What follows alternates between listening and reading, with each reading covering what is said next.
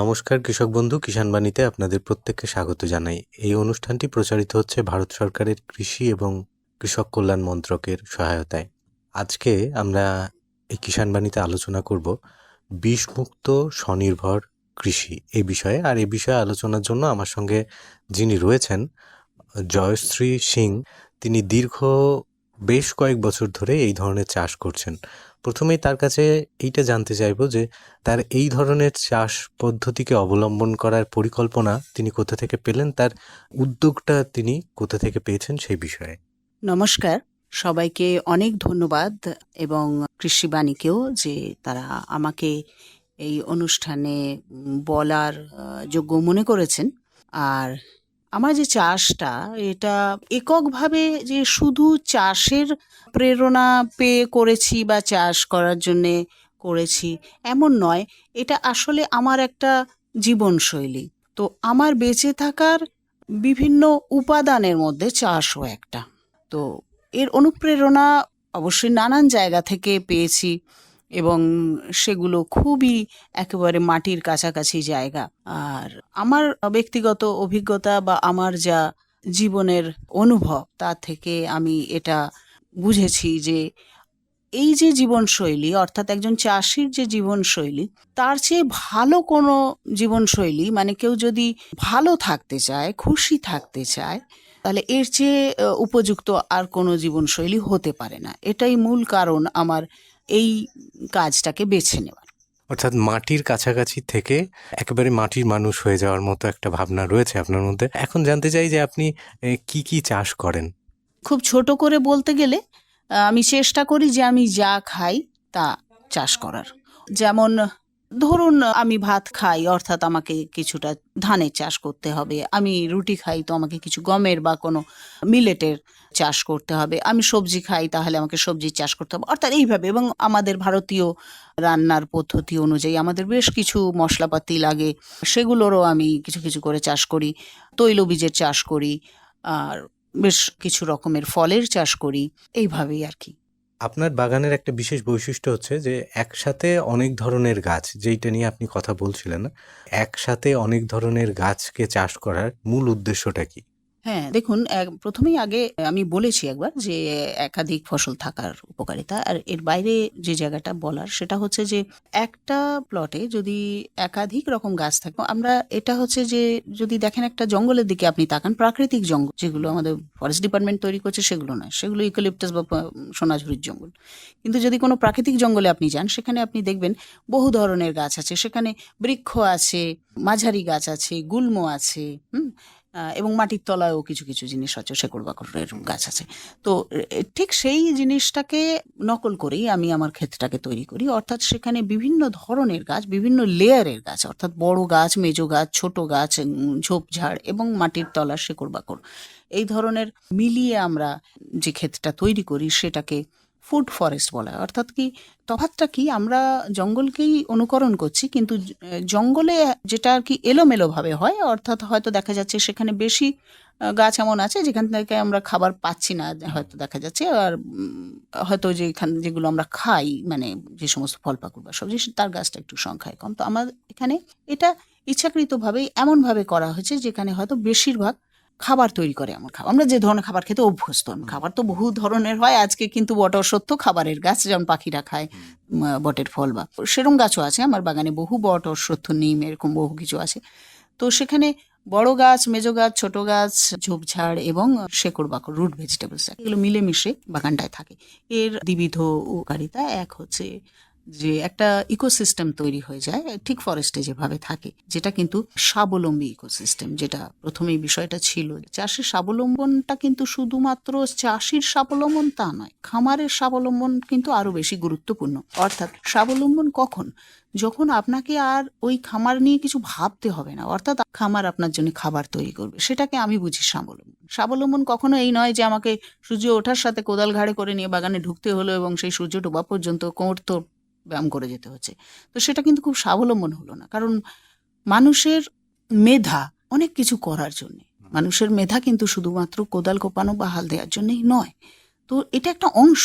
আমি প্রথমেই যে বলেছিলাম যে এটা আমার একটা জীবনশৈলী। এক কথায় যদি বলা হয় যে তুমি কি করো, চাষ করি, তা তো নয়। আমি তো আমি রান্নাও করি, আমি বইও পড়ি, সাঁতারও কাটি।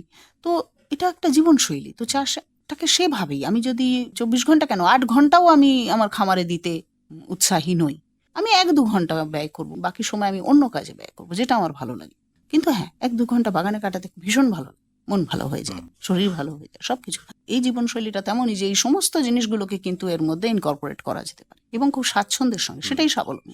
তো সেই জন্য আপনার খামারকেও স্বাবলম্বী হতে হবে, অর্থাৎ আপনার খামারও আপনার ওপর বেশি নির্ভরশীল যাতে না হয়। অর্থাৎ আমার যে বাগান, সে বাগানটা কিন্তু আমার যে গাছগুলো দেখুন, বড় গাছ যারা আছে, আম, জাম, কাঁঠাল, জলপাই, হ্যাঁ, লেবু, এরকম নানান রকম গাছ। তো প্রথম চারা গাছটা আমি যখন লাগাচ্ছি হয়তো বছরখানেক তাকে খুব একটু, যে কোনো শিশুকে যেমন দেখাশুনো করতে হয়, একটু বেশি রক্ষণাবেক্ষণ করতে হচ্ছে, কিন্তু তারপর তারা স্বাবলম্বী হয়ে গেছে। আজকে যখন আমার গাছের বয়স 6 বছর, 5 বছর, 6 বছর হয়ে যাচ্ছে, তখন কিন্তু আমার গাছ গ্রোন আপ, তারা কিন্তু পুরো ইউথে রয়েছে। কাজেই তাদের আর সেইভাবে আমার রক্ষণাবেক্ষণের কোনো প্রয়োজন নেই। হ্যাঁ, তো এইটা হচ্ছে যে, আর তার আওতায় যে সমস্ত মেজো গাছ, ছোট গাছ, এরা একটা পরস্পর নির্ভরশীল সোসাইটি তৈরি করে ফেলে, বা গিল্ড বলা হয় ইংরেজিতে, বা একটা স্থিতাবস্থা তৈরি হয়ে যায়। এবং তার সাথে মাটির তলায় যারা কাজ করছে, একটু আগে যাদের কথা আমি বললাম, তারাও এই পুরোটা মিলিয়ে একটা পরিবেশ তৈরি হয়, একটা ইকোসিস্টেম, একটা মাইক্রো ইকোসিস্টেম তৈরি হয়ে যায়।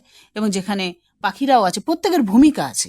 যেহেতু অনেক গাছ আছে, অনেক ফল আছে, প্রচুর পাখি আসে, তারা বসছে, খাচ্ছে, এবং তারা কিন্তু ফ্রি খায় না।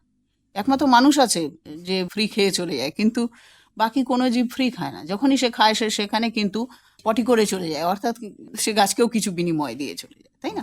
তো এই যে একটা মাইক্রো ইকোসিস্টেম তৈরি, তার জন্য আশেপাশে তাপমাত্রা নিয়ন্ত্রিত হচ্ছে। আপনি এখানে বসলে দেখতে পাবেন যেখানে প্রচুর ভীষণ গ্রীষ্মের দাবদাহেও কিন্তু অনেক আরামদায়ক। তো এটাই কারণ। আর দুই হচ্ছে যে, গাছ যখন আমরা চয়ন করি, আমার যেটা সবসময় চেষ্টা থাকে সেটা হচ্ছে বহুবর্ষজীবী গাছ লাগানোর, যেটাকে আমরা ইংরেজিতে বলি পেরিনিয়াল। অর্থাৎ 3 বছরের বেশি যে আমাকে ফল দেবে এরকম গাছকে আমরা পেরিনিয়াল বা বহুবর্ষজীবী বলি। এবং সিজনাল বা অ্যানুয়াল একটা কথা আছে, অর্থাৎ যেটা হচ্ছে 1 বর্ষজীবী আর কি, অর্থাৎ প্রতি বছর বছর তাকে লাগাতে হয়। যেমন আমাদের ধরুন ধান, গম, সিরিয়াল ক্রপ যেগুলো আছে, বা সবজি, বেশিরভাগ সবজি বাজারে যেগুলো পাওয়া যায়, এরা সবই হচ্ছে সিজনাল। মানে এদের প্রত্যেক বছর, মানে সিজনে আপনাকে মাটি তৈরি করতে হবে, লাগাতে হবে। হুম। তার ফলে কি হয়, আপনার ইনপুট এফোর্ট অনেক বেশি, সেই তুলনায় কিন্তু আউটপুট নয়। কিন্তু মনে করুন আজকে আপনি একটা কলা গাছ লাগালেন, সে 1 বছর আপনাকে ফল দিল, তার একেবারে দেহ থেকে ফল পাতা সবই আপনার কাজে লাগলো, আপনি খেলেন। আচ্ছা, তা গাছটা মরে গেল, কিন্তু আপনি আর একটা গাছ বেরিয়ে গেল। এই ধরনের গাছ আছে। যেমন ধরুন আপনি কাঁঠাল লাগালেন, সেখানে কিন্তু আপনি এঁচড়ে খাচ্ছেন, কাঁঠাল ফলে খাচ্ছেন, হ্যাঁ, কিন্তু আপনি একবার লাগিয়ে দিয়েছেন, বাকি আপনার সারা জীবন আপনি খেয়ে যাচ্ছেন। এইগুলোকে আমরা বলি পেরিনিয়াল। যত বেশি আমরা পেরিনিয়াল ফসলের দিকে যাব, তত কিন্তু আপনার ওই লাভের যে গ্রাফটা, আমি লাভই বলছি, মানে হয়তো যাই হোক সাধারণ সংজ্ঞায় আসবে না, যে গ্রাফটা ওটা কিন্তু অ্যাসেন্ডিং হবে, উঠবে। কারণ কি, আপনার ইনপুট কমে যাচ্ছে, আউটপুট চলে যাচ্ছে। কিন্তু একটা সময় আসবে আপনার কোনো ইনপুটের প্রয়োজনই নেই, কোনো এফোর্ট দেবেন না। আজকে একটা আম গাছ লাগালে আপনি 5 বছর বাদে আম গাছে জল দেবেন না, সার দেবেন, কি দেবেন? কিছু দেবেন না, কিন্তু আম আপনাকে প্রতি বছর দিয়ে যাবে, ও 50 বছর ধরে। লাভই লাভ। এবং যেই বিষয়টা আমরা আলোচনা করছিলাম যে স্বাবলম্বী, কৃষক নিজে তো স্বাবলম্বী হচ্ছেনই, পাশাপাশি তার যে বাগান সেইটাও আপনা থেকেই স্বাবলম্বী হয়ে উঠছে। সেখানে একটা গাছ আরেকটা গাছকে সহযোগিতা করছে এবং তারাই যেন নিজেরাই নিজেদেরকে স্বাবলম্বী করে তুলছে। অর্থাৎ জীবনযাপনের ক্ষেত্রে এই ধরনের চাষ একজন চাষিকে বাঁচিয়ে রাখবে এবং সেক্ষেত্রে এই বাজারের উপর যে নির্ভরশীলতা সেটা তাকে অনেক কম করতে হবে। আর আপনার এই চাষের একটা মূল চাবিকাঠি হচ্ছে যে আপনি কোনো রকমের রাসায়নিক সার ব্যবহার করেন না, রাসায়নিক সার, কীটনাশক কোনো কিছু ব্যবহার করেন না। তো এইভাবে কতটা লাভবান হতে পারেন বলে আপনি মনে করেন? দেখুন, প্রথমত হচ্ছে যে আমার লাভ লোকসানের হিসাবটা একটুখানি হয়তো সাধারণভাবে যেভাবে ভাবা হয় তার থেকে একটু আলাদা। তো প্রথমে একটু আগেই আমি যেমন বললাম যে আমার টাকার প্রয়োজন কম। টাকার প্রয়োজন কম কেন? কেনার জিনিস কম, কারণ আমার বেশিরভাগ জিনিসই আমার এখানেই হয় উৎপাদন, তার ফলে আমাকে কিনতে হয় না। আর এই উৎপাদন করার জন্যে তার যে ইনপুট, সেটাও কিন্তু আমার কোনো বাইরে থেকে ইনপুট নেই। অর্থাৎ যেগুলোকে সাধারণ পরিভাষায় বলা হয় সার, ওষুধ, যদিও আমার খুব আপত্তি আছে, ওষুধ তো নয়, বিষ। তো প্রথমত যে বিষ আমরা ব্যবহারই করি না, কাজে বিষের কোনো প্রয়োজনই নেই। আচ্ছা, সার, দেখুন সাধারণভাবে আমরা যেটা মনোযোগ দিই সেটা হচ্ছে মাটিটাকে তৈরি করার। মাটি যদি আপনার স্বাস্থ্যবান হয় তাহলে কোনো সারের প্রয়োজন নেই, ওপর থেকে আর আলাদা করে কিছু দেবার প্রয়োজন নেই যাতে আর কি গাছের বৃদ্ধি হবে। ঠিক যেভাবে আমরা বলতে পারি যে মায়ের স্বাস্থ্য ভালো হলে সন্তান সুস্থই জন্মায় এবং স্বাস্থ্যবান জন্মায়। তো মায়ের স্বাস্থ্যে যদি বেশি মনোযোগ দেওয়া যায় তাহলে কিন্তু সুস্থ সন্তান পাওয়া যায়। ঠিক এই নীতিটাকে মাথায় রেখে আমি যে চাষ করি আমি সবসময় মাটির স্বাস্থ্যের দিকে বেশি মনোযোগ দিই। মাটির স্বাস্থ্যের জন্য যেগুলো প্রয়োজনীয় আমার কাছে মনে হয় সেটা হচ্ছে মাটি যত বেশি জীবন্ত হবে সে তত ভালো কিন্তু জীবনের সৃষ্টি করবে। তো মাটিকে জীবন্ত করতে গেলে মাটির মধ্যে যে জীবন্ত অণুজীবাণু আছে তাদের সংখ্যা বাড়ানো এবং সেটা বাড়াতে গেলে তার অনুকূল পরিবেশ তৈরি করা। এই অনুকূল পরিবেশ তৈরি করার জন্য আমার বাগানে যদি আপনি ঘুরে দেখেন, আমার বাগান কোনো জায়গাতেই আপনি ফাঁকা দেখতে পারবেন না। মানে চলতি বাংলা ভাষায় উদম জমি আপনি কোথাও দেখতে পাবেন না, যে নেকেড ল্যান্ড, যে কোনো কিছু নেই, মানে যেটা আমাদের রাসায়নিক চাষে ভীষণভাবে একেবারে আগাছা বলে সমস্ত কিছু তুলে দেওয়া হয়, একটা ব্লেডও ঘাসের থাকবে না, তাহলে খুব মুশকিল। কিন্তু আমাদের সেরকম নয়। আপনি হয়তো আমার বাগানে প্রচুর ঘাস, চলতি নামে যাকে আগাছা বলা হয়, তাও আপনি দেখতে পাবেন। অর্থাৎ অপ্রয়োজনীয় উদ্ভিদ যাকে বলা হয়। তো একটা কথা মনে রাখা দরকার, প্রকৃতিতে কোনো কিছুই অপ্রয়োজনীয় নয়। কোনো কিছু জন্মাচ্ছে মানে তার কিন্তু কোথাও না কোথাও প্রয়োজন আছে, প্রয়োজন আছে বলেই সে জন্মেছে। তো যেগুলোকে আগাছা বলা হয় তার প্রচুর প্রয়োজন আছে, সেগুলোই কিন্তু মাটির আচ্ছাদন, মাটিকে ঢেকে রাখে। মাটিকে ঢেকে রাখে বলে রোদের আল্ট্রাভায়োলেট রে গুলো মাটির ক্ষতি করতে পারে না, বা মাটির মধ্যে যে জীবকুল বাস করে তাদেরকে প্রোটেকশন দেয়। সেই জন্যই কিন্তু আগাছা নামক অর্থাৎ মানুষের জন্য অপ্রয়োজনীয় উদ্ভিদগুলো জন্মায়। কাজেই এরা আগাছা শব্দটাতেই আমার খুব আপত্তি আছে। আগাছা তো মোটেই নয়। সাদা চোখে দেখলে হয়তো অপ্রয়োজনীয় গাছপালা বলা যেতে পারে মানুষের জন্য। তো আমার তাদের সাথে কোনো যুদ্ধ নেই। প্রথমতই হচ্ছে আমি এদেরকে আমার বাগান থেকে বা আমার ক্ষেত থেকে বিদায় করার জন্য আমি কোনো যুদ্ধ ঘোষণা করি না। ওরা আছে, আমিও আছি। তো আমার পুরো বাগানেই প্রচুর আচ্ছাদন আছে। একটা হচ্ছে প্রাকৃতিক আচ্ছাদন, এই ধরনের গাছপালা যেগুলো জন্মায় সেগুলো। এটা ছাড়াও আমাদের যে ওয়েস্ট মেটেরিয়াল, মানে ভেজিটেবল ওয়েস্ট মেটেরিয়াল, যেমন ধরুন আমার ধান কাটা হচ্ছে তার যে পল থাকছে, হ্যাঁ, বা আমি যেমন মাশরুমের চাষ করি তার যে মাশরুমের ব্যাগগুলো যে পরে যেগুলো বেরোচ্ছে, এগুলো সব কিন্তু আমরা জমিতে আচ্ছাদন হিসেবে ব্যবহার করি। অর্থাৎ আমার মাটি সবসময় ঢাকা থাকে। মাটি ঢাকা থাকার কারণে তার মাটির তাপমাত্রা, মাটির হিউমিডিটি বা আর্দ্রতা, এগুলো সব মেনটেন হয়। অর্থাৎ সেটার কারণেই আচ্ছাদন ব্যবহার করি। আর এইটা মেনটেন হলেই কিন্তু মাটির যে সূক্ষ্ম জীবাণু মাটিতে বাস করে তাদের কিন্তু বংশবৃদ্ধিও অনেক বেশি হয়, তারা সংখ্যায় অনেক বেশি থাকে এবং তারাই কিন্তু আমার কাজটা করে দেয়। অর্থাৎ আমার যে গাছপালা আমি লাগাই আমার খাবারের জন্যে, তার রক্ষণাবেক্ষণ, তাদেরকে ঠিক মতন খাবার, তাদের যে প্রয়োজনীয় পুষ্টি সেগুলোর যোগান, এসব কিন্তু ওরাই করে। অর্থাৎ আমার অনেক আছে বিনা মাইনের লেবার যারা মাটিতে সর্বক্ষণ কাজ করে যায়। আমি শুধু দেখি ওদের সুখ স্বাচ্ছন্দ্যটা বজায় রাখার চেষ্টা করি। অর্থাৎ ওরা, তার বিনিময়ে কিন্তু ওরা আমাকে যথেষ্ট ভাড়া দিয়ে দেয়। অনেক অনেক ধন্যবাদ দিদি আপনাকে আমাদের সঙ্গে কথা বলার জন্য। আর একেবারেই আমি যে প্রশ্নটা নিয়ে আপনার সঙ্গে আলোচনা করছিলাম যে কতটা আপনি নিজে লাভবান হতে পারেন, আপনার কথা থেকে বুঝতে পারলাম যে শুধু আপনি নিজে না, এই পরিবেশ এবং প্রকৃতি পুরোটাই একটা ভালোর দিকে যায়, সেটাকে লাভ বলাই ভালো, কোনো ক্ষতি এখানে নেই। অর্থাৎ এই ধরনের কৃষি ব্যবস্থায় যে যিনি করছেন তার যেরকম লাভ, পাশাপাশি প্রকৃতিরও একটা বড় অংশের লাভ হওয়ার কিন্তু সম্ভাবনা রয়েছে। যারা আমাদের সঙ্গে অনুষ্ঠান শুনলেন তাদের প্রত্যেককে ধন্যবাদ এবং নমস্কার জানিয়ে আজকের কিষাণ বাণী এখানে শেষ করলাম। কিষাণ বাণী অনুষ্ঠানে আপনাদের সকলকে স্বাগত। আজকে আমরা এসেছি বোলপুর শ্রীনিকেতন ব্লকের অন্তর্গত জসরা গ্রামে। আমরা পেয়েছি এই গ্রামের একজন সফল চাষি বন্ধুকে, যিনি আজকে প্রায় 25 থেকে 30 বছর চাষবাসের সঙ্গে যুক্ত আছেন এবং এই চাষবাস করে তিনি কিন্তু আজকে সফল হয়েছেন। দাদা, আপনার নাম? আমার নাম তুষার সামন্ত। তুষারবাবুর কাছে জানবো যে কতদিন ধরে আপনি এই চাষবাসের সঙ্গে যুক্ত আছেন? আমি মোটামুটি 20 থেকে 25 বছর এই চাষের সঙ্গে যুক্ত আছি, বিশেষ করে আলু চাষে, এবং এই চাষ করে আমি সফল হয়েছি। এবার বেশিরভাগ ক্ষেত্রে যে সবসময়ই যে হয় সেটা হয় না, কোনো ক্ষেত্রে হয়তো আবহাওয়া, তারপরে এই পোকামাকড় এর অত্যাচার, এগুলো হয়, কিন্তু তাহলেও আমি বিজ্ঞান ভিত্তিক পদ্ধতিতে চাষ করে আমি এই আলু চাষে সফল হয়েছি। আলু চাষ ছাড়া আর কি কি চাষবাস করেন? এমনি আলু চাষটাই আমি বেশি করি, কিন্তু এছাড়াও আমাদের এখানে জমি খুবই উর্বর, এখানে 3 ফসলই চাষ হয়। তো সেক্ষেত্রে আমাদের বর্ষাকালে ধান এবং গ্রীষ্মেও ধানের চাষ হয়। এছাড়াও তিলের চাষ হয়, এটা ঠিক এই আলু চাষের পরে পরে এটা আবার তিলটাও হয়। আমরা যে সার ব্যবহার করি ওই সারের থেকেই এই তিলের চাষটা হয়ে যায়, সেক্ষেত্রে আর আলাদা করে আমাদেরকে সার দিতে হয় না। তো এই যে জমি নির্বাচন করেছেন, কি ধরনের জমি নির্বাচন করেছেন এবং সেক্ষেত্রে মাটিটা কিভাবে তৈরি করেছেন?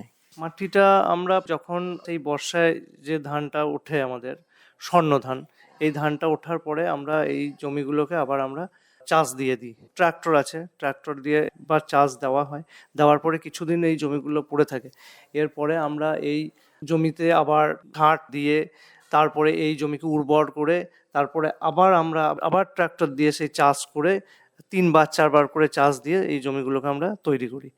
তাহলে এমন জমি নির্বাচন করেছেন যেখানে জলদি জাতের ধান চাষ করেছিলেন এবং সেই ধান কাটার পরেই ওই জমিতেই আলু চাষ করেছেন। এগুলো মেনলি যে জমিগুলো একটুখানি উঁচু উঁচু জমি, কারণ যেহেতু এখানে বর্ষার পরে জলটা থেকে গেলে এই আলু চাষের অসুবিধা হয়, কারণ মাটিটা এমনভাবেই তৈরি করতে হবে যেন খুব ভিজে না থাকে, এটা শুষ্ক মাটি হতে হবে। তো সেই রকমভাবে সেই রকম জমি আমাদেরকে নির্বাচন করতে হয়, একটু উঁচু দিকের জমিগুলোকে। যেগুলো নিচু জমি আছে সেগুলোতে হয়তো আরও যে ধানগুলো পরে ওঠে সেই ধানগুলো থাকে, এরকমভাবে জমিগুলোকে নির্বাচন করি। তো জমি নির্বাচন করেছেন এবং মাটিটাও তৈরি করেছেন। কত বিঘা জমিতে আলু চাষ করেছেন? মোটামুটি আমরা ওই 5 থেকে 6 বিঘা জমির আলুর চাষ করি, মানে বাকি জমিটা তো ধান চাষ হয়। যেটা দেরিতে যে ধানটা ওঠে, যেগুলো একটু ডাউন জমি, নিচু জমি, সেই নিচু জমিগুলোতে ধান চাষ, ওগুলো ধান থাকে, ওগুলো 4 বিঘা মতো থাকে।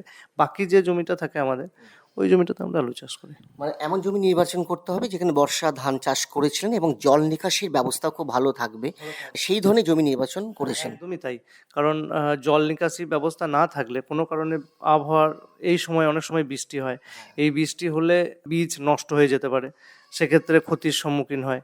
হ্যাঁ, তো সেই জন্য আমাদেরকে ওই যে বললাম আপনাকে উঁচু জমি, যাতে জল নিকাশ ব্যবস্থা ভালো থাকে, এবং ওই জন্য আমরা সেরকমও নির্বাচন করি যে যে ধানগুলো মোটামুটি 2 মাসে উঠে যায়, যাতে আমি আলু চাষ করতে পারি, সেই জন্য সেই রকম জমিগুলোকে নির্বাচন করি।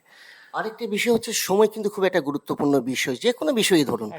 বিশেষ করে ফসল যদি আমরা একটু লেট সোয়িং করি বা দেরিতে লাগাই, বা হয়তো দেখা যাচ্ছে যে ধান হোক বা আলু হোক, যে কোনো ফসলই সময় কিন্তু একটা খুব গুরুত্বপূর্ণ বিষয়। যদি সঠিক সময়ে যদি চাষ করা যায় তাহলে কিন্তু রোগ পোকার আক্রমণটাও অনেক কম হয় এবং গুণগত মান, আমরা যেটা ফসল বলে থাকি, সেটাও কিন্তু ভালো পেয়ে থাকি। হ্যাঁ, অনেক ক্ষেত্রে হয় যেটা দেরিতে হয়ে গেলে আপনি যেটা বললেন রোগ পোকামাকড় এইগুলো আসে। তাছাড়াও মানে ফলনটাও, উচ্চ ফলনশীল যে আমরা বীজ দিয়ে করি সেটাও কমে যায়, তার হ্রাস ঘটে। তো সেক্ষেত্রে টাইমিংটা খুব গুরুত্ব দিয়ে আমরা করি যে একটা এরকম টাইমের মধ্যে আমাদেরকে করতে হবে। সেই জন্য আমাদেরকে জমি নির্বাচনও সেরকম করতে হয়, কারণ যাতে বেশি ভিজে থাকলে জমি সেগুলো চাষ হবে না, সময় পেরিয়ে যাবে।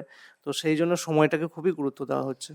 আরেকটি বিষয় যেটা হচ্ছে গুরুত্বপূর্ণ, আমরা জানি যে অনেক ক্ষেত্রে দেখা যায় যে চাষি বন্ধু যেটা ভুল করে থাকেন, যে একই ধরনের বা একই জমিতে একই জাত তারা ব্যবহার করে থাকেন, যার ফলে রোগ পোকার সমস্যাটাও বেড়ে থাকে এবং ফসল কিন্তু ঠিক মতন তারা পান না, যার ফলে কিন্তু জাত নির্বাচন একটা অত্যন্ত গুরুত্বপূর্ণ ব্যাপার। তো কি কি ধরনের জাত নির্বাচন করেছেন? হ্যাঁ, জাতের ক্ষেত্রে একটা হয়, কারণ ভালো জাতের বীজ না হলে কম ফসল হবে। তারপরে এক্ষেত্রে রোগও আসে বীজে। তো সেক্ষেত্রে আমরা বীজ, যেমন হচ্ছে জলন্ধরের একটা বীজ পাওয়া যায় পাঞ্জাব থেকে, তারপরে ওই S1 বা যেটা পোগরাজ বলি আর কি, এইসব বীজ আমরা নিই। এবং এটা আমরা 1 বছর, কোনো বীজের 1 বছর করি, পরের বছর ওই বীজটার আমরা কিন্তু করি না, ওটা আমরা আবার পরের বছর আবার নতুন বীজ দিয়ে আমরা চাষ করি। এতে এই আমরা যে বলছেন যে পোকরাজে যে বীজটা বা জাতটা নির্বাচন করে থাকেন, সেই জাতের বীজ আপনারা কিন্তু পরবর্তী বছরে কিন্তু সেটা চেঞ্জ করেন, হ্যাঁ, পাল্টান। প্রতি বছর আমরা এটাকে চেঞ্জ করি, কারণ না হলে কিন্তু ফলন ভালো হবে না, কারণ জাত নির্বাচন করা একটা অত্যন্ত গুরুত্বপূর্ণ ব্যাপার। গুরুত্ব একদমই তাই। জাত নির্বাচন করলে এবার সব ক্ষেত্রে হয়তো হয় না, অনেক ক্ষেত্রে হয়তো ঠিকঠাক বীজ পাওয়া যায় না, সেক্ষেত্রে হয়তো একটু কমে যায়, কিন্তু আমরা চেষ্টা করি আর কি যে ভালো বীজ লাগানোর। আরেকটা যেটা অনেক চাষি বন্ধু চাষ করেছেন, আমরা অনেক জায়গায় গিয়ে দেখছি যে দু ধরনের আলু চাষ করে থাকেন আর কি, যেটা জ্যোতি আলু বলে থাকি এবং পোকরাজ আলু বলে থাকি। তো কোন ধরনের আলু চাষ করেছেন? আমরা প্রথমে যে আলুগুলো করা হয় মোটামুটি ধরুন বিঘা 3 মতো, আমরা পোগরাজ, যেটা আর্লি মানে 2 মাসে ওটা ফলন হয় এবং এর ফলনটাও অনেক বেশি হয়, এই আলুটা প্রথমেই আমরা চাষ করি। আর একটা আলু আছে যেটা জ্যোতি বলছেন আপনি, ওই জ্যোতি আলুটা মোটামুটি 3-3.5 মাস লেগে যায়। এইটা আমরা কি করি, এইটাকে আমরা পুরো একদম যেটাকে পাকিয়ে বলা হয় আলু, ওইটা করে এই আলুগুলোকে আমরা আবার এগুলোকে কোল্ড স্টোরে এগুলোকে আমরা আবার সংরক্ষিত করে রাখি। এগুলো আবার পরবর্তীকালে আমরা বিক্রি করলে দাম পাই, হয়তো সব সময় উঠেই দাম থাকে না, তো এই আলুটা আমরা রেখে দিয়ে পরে আবার এটাকে বিক্রি করি, তাতে ওতেও আমাদের কিছু লাভ হয়। কোনটাতে বেশি আপনি দাম পান? দেখুন, এইটা হয়তো ঠিক সব সময় হয় না যে আমি প্রথমেই পোকরাজ আলুতে দাম পেলাম বা আবার আমি জ্যোতি আলুতে দাম পেলাম। এটা নির্ভর করে অনেক সময় বাজারের উপরে, মানে যে বাজারজাতকরণে কোনো সমস্যা নেই? না, বাজারজাতকরণের কোনো সমস্যা নেই। তো আলু তো সংরক্ষণ করে রাখেন। হ্যাঁ, সংরক্ষণ করে রাখি। মোটামুটি আমরা 700 থেকে 800 বস্তা আমরা সংরক্ষণ করে রাখি। এটা আমরা পরবর্তীকালে দাম পেলে তখন বিক্রি করলে এটাতে আবার লাভ হয়। আর বিশেষ করে কি ধরনের পরিচর্যা করেন? পরিচর্যা বলতে ধরুন, বেশিরভাগ ক্ষেত্রে ঠিকঠাক সময়ে জল দিতে হবে। যদি জল কম হয় কোনো ক্ষেত্রে, যেটা জলের অভাব হলে কতদিন অন্তর জলটা দেন? জলটা মোটামুটি নির্ভর করে মানে এর জলবায়ুর উপরে অনেক সময়। আর তাছাড়াও এটা মোটামুটি আপনাকে 7 দিন পর জল দিতে হবে। এবং এর একটা পরিচর্যা বলতে এর বিভিন্নভাবে কীটনাশক এইগুলোকে ব্যবহার করতে হবে। বিশেষ করে চাপান সার হিসাবে কিছু দেন? হ্যাঁ, চাপান তো প্রথমে একবার যখন মানে বীজ রোপণ করা হয় সেটা তখন কতদিন অন্তর? না, ওটা প্রথমেই দেওয়া হয়, মানে ওটা বীজ দেওয়ার আগে। হ্যাঁ, দ্বিতীয় এরপর চাপান? দ্বিতীয় চাপান আবার মোটামুটি আপনার 1 মাস পরে দেওয়া হয়। এবং জলটাও ঠিক নিয়মিতভাবে ওই 7 দিন অন্তর দিতে হবে। এবার যেমন প্রয়োজন হবে, কারণ এটা দেখতে হবে যে কতটা জল লাগছে বা এটা মাটির ওপরে। আরেকটি বিষয়, লাভের ব্যাপারটা তো থাকে, তো বিঘা প্রতি কিরকম লাভ হয়? হ্যাঁ, লাভ বলতে আমাদের এই ফসল লাগিয়ে মোটামুটি আমরা সমস্ত খরচ খরচা বাদ দিয়ে আমাদের মোটামুটি 60% মতো লাভ থাকে। আর অনেক সময় হয়তো হয় যে জলবায়ুর কারণে বৃষ্টিপাত হলো বা হলো, ক্ষয়ক্ষতি হয় পোকামাকড়ে, সেক্ষেত্রে হয়ে থাকে। কিন্তু তাহলেও আমরা মোটামুটি এই চাষ করে আমরা আর্থিকভাবে সফল। এটা একটা বেশ অর্থকরী ফসল। তো আপনাকে জানবো, এই যে বললেন রোগ পোকার সমস্যাটা হয়ে থাকে, তো কি কি ধরনের সমস্যা হয়ে থাকে? আপনারা তো যেহেতু পরিদর্শন করেন, পর্যবেক্ষণ করেন, কি কি ধরনের লক্ষণ দেখতে পান? যেমন একটা হয় কি, পাতাগুলো ঝলসে যাওয়া, একটা বাদামি বাদামি হয়ে যাওয়া, বা অনেক সময় হয় কি ধসা লাগা বলে, এই ধসা লাগা এই একটা রোগ আছে। তারপরে পাতা একটা বাদামি বাদামি মতো একটা হয়, এক্ষেত্রে গাছ মরে যায়, ফলন কমে যাবে। যখনই এগুলো হবে তখনই ফলন কমে যাবে। সেক্ষেত্রে অনেক ওই কীটনাশক ব্যবহার করতে হয়। তো আমরা চেষ্টা করি যাতে কম কীটনাশক ব্যবহার করে যাতে বৈজ্ঞানিক উপায়ে এর প্রতিরোধ করা যায়, সেগুলো আমরা চেষ্টা করি যতটা পারা যায়। যে বিজ্ঞানসম্মতভাবে চাষটা করার ফলে অনেক কীটনাশক আমাদেরকে কমই দিতে হয়। এবার প্রকৃতির কাছে তো কিছু করার নেই, সেক্ষেত্রে হয়তো লোকসানের মুখে পড়তে হয়। তবে পরিশেষে বলি যে আমি এই আলু চাষ করে আর্থিকভাবে সফল। আমি সবকিছু এর থেকেই করতে পেরেছি, আলু চাষ থেকে। এবং এর পাশাপাশি অন্যান্য চাষ তো রয়েছেই, কিন্তু আলু চাষ করে মানে আমি সফল আর কি। খুব ভালো লাগলো আপনার সাথে কথা বলে। আমরা এমন একজন চাষি বন্ধুকে পেয়েছিলাম যিনি সব ধরনের চাষ করে থাকেন, তবে আলু চাষ করে কিন্তু সফল হয়েছেন, স্বনির্ভর হয়েছেন। এরকম একজন চাষি বন্ধুর নানা অভিজ্ঞতার কথা আজ আমরা শুনলাম। আজকে আমরা এসেছিলাম বোলপুর শ্রীনিকেতন ব্লকের অন্তর্গত যশোরা গ্রামে। সকলকে ধন্যবাদ জানিয়ে আজকের মতন আমাদের এই কিষাণ বাণী অনুষ্ঠান শেষ করছি।